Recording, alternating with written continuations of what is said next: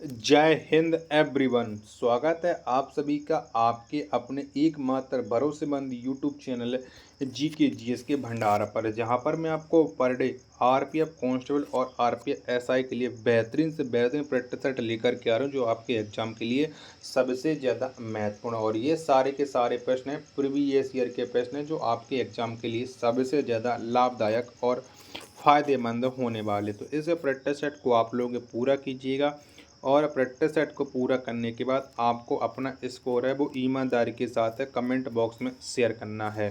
तो फिर चलिए शुरू करते हैं आज का अपना ये प्रैक्टिस सेट। तो पहला प्रश्न है जो आपकी स्क्रीन पर शो होने लगा है कि man of blood and iron किसे कहा जाता है। तो ये किसे कहते हैं, तो बिस्मार्क को कहा जाता है।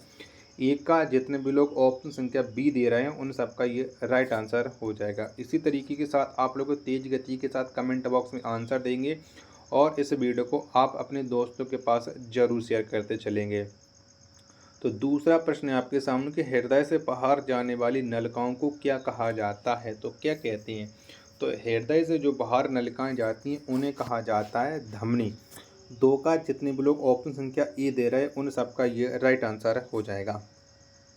प्रश्न संख्या तीसरा है आपकी स्क्रीन पर कि हमारे संविधान को कौन सा अनुच्छेद धर्म की स्वतंत्रता प्रदान करता है। तो कौन सा अनुच्छेद करता है, तो हमारे संविधान को जो धर्म की स्वतंत्रता प्रदान करता है वो करता है अनुच्छेद 25 से लेकर के 28। ऑप्शन संख्या ए एकदम इसका राइट आंसर हो जाएगा। प्रश्न संख्या 4 है आपके सामने कि प्लासी के युद्ध के समय बंगाल का नवाब कौन था। तो कौन था, तो बंगाल का जो नवाब था वो था सिराजुद्दौला। 4 का आंसर ऑप्शन संख्या ए एकदम इसका राइट आंसर हो जाएगा। अगला प्रश्न संख्या 5 है आपके सामने कि होकाइडो द्वीप कहाँ स्थित है। बताओ कहाँ पर है ये होकाइडो द्वीप। तो ये स्थित है जापान में। 5 का राइट आंसर ऑप्शन संख्या सी देने वाले सभी विद्यार्थियों का राइट आंसर हो जाएगा। और काफ़ी तेज गति के साथ आप लोगों के 5 का राइट आंसर आ रहा है। छठवां प्रश्न है आपके सामने कि कार्य करने की दर कहलाता है। तो बताओ क्या कहते हैं कार्य करने की दर को, तो इसे कहते हैं शक्ति। तो बहुत अच्छे, इसी तरीके से आप लोगों को 6 का राइट आंसर दिया है, तो सी एकदम करेक्ट आंसर हो जाएगा। सातवां प्रश्न है आपके सामने कि मेपल का पत्ता कहाँ का राष्ट्रीय प्रतीक है। बताइए कौन से देश का राष्ट्रीय प्रतीक है मेपल का पत्ता। तो ये है कनाडा का। 7 का आंसर ऑप्शन संख्या सी एकदम इसका राइट आंसर हो जाएगा। साथियों, वीडियो को अभी तक आपने शेयर नहीं किया होगा तो आप लोग वीडियो को जरूर शेयर कर दीजिएगा। और प्रैक्टिस सेट पसंद आ रहा है तो वीडियो को आप एक बार लाइक जरूर करना और कमेंट बॉक्स में आप अपनी राय जरूर देते चलो कि हाँ ये प्रैक्टिस सेट आपके एग्जाम के लिए कैसे हैं। आठवां प्रश्न है आपके सामने कि विश्व शाकाहारी दिवस किस तिथि को मनाया जाता है। तो कब मनाते हैं विश्व शाकाहारी दिवस है, तो प्रत्येक वर्ष 3 अक्टूबर को मनाया जाता है। 8 का राइट आंसर ऑप्शन संख्या ए एकदम इसका राइट आंसर हो जाएगा। अगला प्रश्न संख्या 9 है आपके सामने कि दौड़ते समय व्यक्ति का रक्तचाप तो कैसा हो जाता है व्यक्ति का रक्तचाप। तो दौड़ते समय जो व्यक्ति का रक्तचाप है वो बढ़ जाता है। 9 का आंसर ऑप्शन संख्या ए एकदम इसका राइट आंसर हो जाएगा। प्रश्न संख्या 10 है आपके सामने कि रक्त का अध्ययन क्या कहलाता है। तो बताओ क्या कहते हैं रक्त के अध्ययन को, तो इसे कहा जाता है हेमाटोलॉजी। 10 का आंसर ऑप्शन संख्या बी एकदम इसका राइट आंसर हो जाएगा। 11वां प्रश्न है आपके सामने कि मनी प्लांट किस बैंक का एटीएम नेटवर्क है। तो बताइए कौन से बैंक का एटीएम नेटवर्क है मनी प्लांट। तो ये है कर्नाटका बैंक का। 11 का जितने भी लोग ऑप्शन संख्या सी दे रहे हैं उन सबका ये राइट आंसर हो जाएगा। प्रश्न संख्या 12 है आपके सामने कि सशस्त्र बल मेडिकल कॉलेज कहाँ स्थित है। तो कहाँ पर है, तो जो सशस्त्र बल मेडिकल कॉलेज है ये स्थित है अहमदाबाद में। 12 का राइट आंसर ऑप्शन संख्या डी इस प्रश्न का राइट आंसर हो जाएगा। और जितने भी साथियों को यहाँ तक ये प्रैक्टिस अगर मन से अच्छा लगा हो तो प्लीज़ एक लाइक जरूर कर देना, क्योंकि आपका एक लाइक मुझे मोटिवेशन देता है कि हाँ मैं आप लोगों के लिए जो मेहनत कर रहा हूँ वो हमारी मेहनत है आप लोगों के लिए जायज़ है। अगला प्रश्न 13वां है कि चिली की राजधानी कहाँ है। बताओ कहाँ पर है, तो चिली की जो राजधानी है वो है सैंटियागो। तो 13 का जितने भी लोग डी ऑप्शन दे रहे हैं उन सबका ये राइट आंसर हो जाएगा।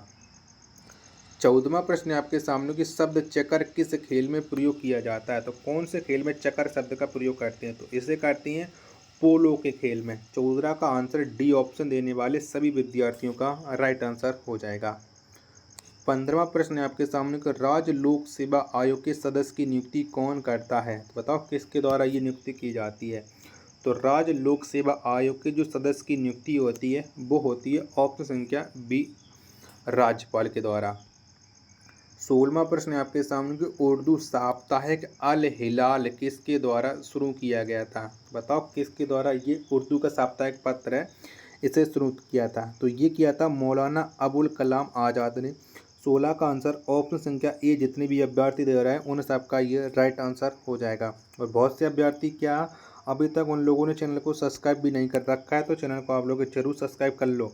पर डे प्रैक्टिस सेट चलता है आपके लिए। 17वां प्रश्न है आपके सामने कि मुद्रण का विकास किस देश में हुआ था? तो कौन से देश में हुआ था? तो मुद्रण का जो विकास हुआ था वो चीन के देश में हुआ था। 17 का राइट आंसर ऑप्शन संख्या सी इस प्रश्न का राइट आंसर हो जाएगा। 18वां प्रश्न है आपके सामने कि इको मार्क किससे संबंधित है? तो बताओ इको मार्क का संबंध किससे है? तो इसका जो संबंध है वो है पर्यावरण से। 18 का आंसर ऑप्शन संख्या बी एकदम इसका राइट आंसर हो जाएगा।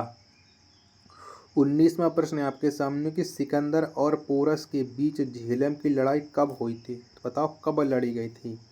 तो ये झेलम की लड़ाई हुई थी 326 ईसा पूर्व में। 19 का आंसर ऑप्शन संख्या सी एकदम इसका राइट आंसर हो जाएगा। प्रश्न संख्या 20 है आपके सामने कि एपीजे अबुल कलाम की आत्मकथा का शीर्षक क्या था? तो बताओ क्या था? तो इनकी जो आत्मा का शीर्षक था वो था विंग्स ऑफ फायर। तो 20 का ए ऑप्शन देने वाले सभी साथियों का राइट आंसर है। और तेज गति के साथ कमेंट बॉक्स में आप लोगों के आंसर आ रहा है। बस कमेंट बॉक्स में आपका ही आंसर नहीं आ रहा है और आप लोग इस प्रश्न का आंसर जरूर बता दीजिएगा। 21वां प्रश्न का आंसर है कि दक्षिण का ब्रिटेन किसे कहा जाता है? तो आप किसे कहते हैं? तो दक्षिण का ब्रिटेन ये न्यूजीलैंड को कहते हैं। 21 का आंसर ऑप्शन संख्या डी एकदम इसका राइट आंसर हो जाएगा। 22वां प्रश्न है आपके सामने कि मेला आंचल के लेखक कौन है? बताओ इस पुस्तक को किसने लिखा है मेला आंचल? तो इसे लिखा फणीश्वर नाथ रेणु ने। 22 का आंसर ऑप्शन संख्या बी एकदम इसका राइट आंसर हो जाएगा। प्रश्न संख्या 23 है आपके सामने कि सिरका पानी में कितना प्रतिशत एसिटिक अम्ल होता है? तो बताओ कितने प्रतिशत होता है? तो ये होता है 5%। ऑप्शन संख्या डी एकदम इसका राइट आंसर हो जाएगा। 24वां प्रश्न है आपके सामने कि संविधान सभा के संघ संविधान समिति के अध्यक्ष कौन थे? तो बताओ इसके अध्यक्ष कौन थे संघ संविधान समिति के? तो इसके जो अध्यक्ष थे वो थे जवाहरलाल नेहरू। और सी ऑप्शन है 24 का सब लोग देवी राय हैं। तो ऑप्शन संख्या सी बताने वाले सभी लोगों का राइट आंसर हो जाएगा।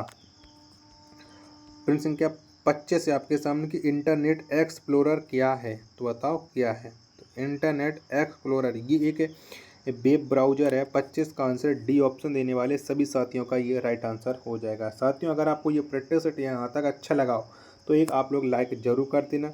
चैनल को आपने अभी तक सब्सक्राइब नहीं किया होगा तो चैनल को आप लोग जरूर सब्सक्राइब कर रखना। चलिएगा अगला प्रश्न संख्या 26 है कि किस भारत शासन अधिनियम द्वारा केंद्र में द्वैध शासन की स्थापना की गई? तो बताओ कौन से अधिनियम के तहत की गई थी? तो ये की गई थी 1935 के अधिनियम के तहत। 26 का आंसर ऑप्शन संख्या बी एकदम इसका राइट आंसर हो जाएगा।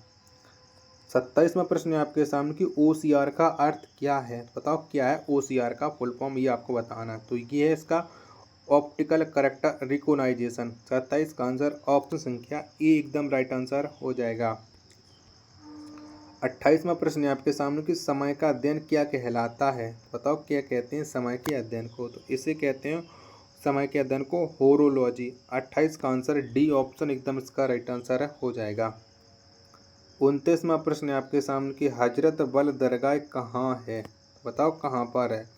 तो हजरत बल दरगाह ये स्थित है जम्मू कश्मीर में। 29 का आंसर ऑप्शन संख्या ए एकदम इसका राइट आंसर हो जाएगा। प्रश्न संख्या 30 है आपके सामने कि मानवाधिकार दिवस किस तिथि को मनाया जाता है? तो कब मनाते हैं मानवाधिकार दिवस ये आप लोगों को बताना है। तो प्रत्येक वर्ष 10 दिसंबर को मनाया जाता है। ऑप्शन संख्या ए एकदम इसका राइट आंसर हो जाएगा। अगला प्रश्न संख्या 31 है कि पंचायत स्तर पर राज्य सरकार का प्रतिनिधित्व कौन करता है, बताओ कौन करता है पंचायत स्तर पर। तो ग्राम सेवक करता है 31 का आंसर ऑप्शन संख्या सी एकदम इसका राइट आंसर है हो जाएगा। 32वां प्रश्न है आपके सामने कि ब्राह्मी लिपि को किसने स्पष्ट किया था, यानी किसने ब्राह्मी लिपि को पढ़ा था। तो जेम्स प्रेसिस ने पढ़ा था। 32 का आंसर डी ऑप्शन देने वाले सभी लोगों का ये राइट आंसर है हो जाएगा।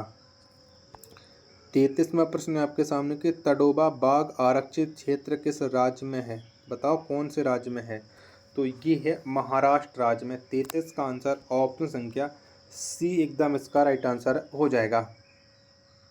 34वां प्रश्न है आपके सामने कि 1526 ईस्वी के पूर्व बाबर ने भारत पर कितनी बार आक्रमण किया था।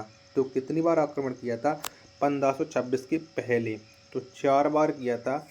ऑप्शन संख्या डी बताने वाले सभी विद्यार्थियों का राइट आंसर। काफ़ी तेज गति के साथ आप लोग आंसर दे भी रहे, तो बहुत अच्छा लग रहा है कि हाँ हमारी जो मेहनत है वो आप लोग एक दिन सफल जरूर पाओगे।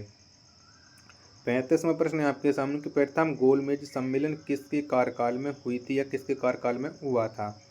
तो ये हुआ था लॉर्ड इरविन के समय में। ऑप्शन संख्या ई इस प्रश्न का राइट आंसर हो जाएगा।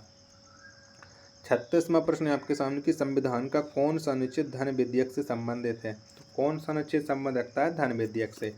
तो ये रखता है अनुच्छेद 110। 36 का आंसर ऑप्शन संख्या बी एकदम इसका राइट आंसर हो जाएगा। 37वां प्रश्न है आपके सामने कि सीता बेग गुफाएं किस राज्य में स्थित हैं। तो कौन से राज्य में सीता बेग की गुफाएं। तो ये स्थित हैं छत्तीसगढ़ राज्य में। ऑप्शन संख्या ए एकदम इसका राइट आंसर हो जाएगा। 38वां प्रश्न है आपके सामने कि धूम्रपान किसे नुकसान पहुंचाता है, बताओ किसको नुकसान पहुंचाता है। तो जो धूम्रपान है ये फेफड़ा को नुकसान पहुंचाता है। 38 का आंसर ऑप्शन संख्या बी एकदम इसका राइट आंसर हो जाएगा।